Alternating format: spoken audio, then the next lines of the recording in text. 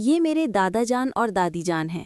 دادا جان ابو کے ابو ہیں اور دادی جان ابو کی امی ہیں۔ وہ ہم سب کو بہت پیار کرتے ہیں۔ یہ میرے نانا جان اور نانی جان ہیں۔ نانا جان امی کے ابو ہیں، نانی جان امی کی امی ہیں۔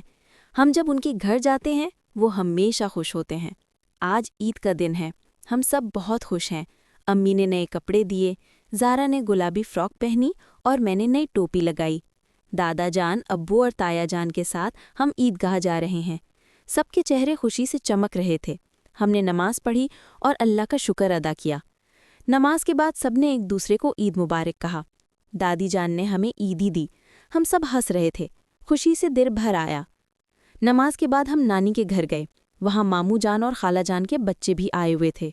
ہم سب نے سوئیاں کھائیں اور خوب کھیلے۔ شام کو سب تھک گئے مگر خوش تھے۔ ہم سب نے عید کی رات خوبصورت چراغوں میں گزاری۔ امی ابو دادا دادی سب مسکرا رہے تھے۔ رات کو میں نے اپنی عیدی گنی۔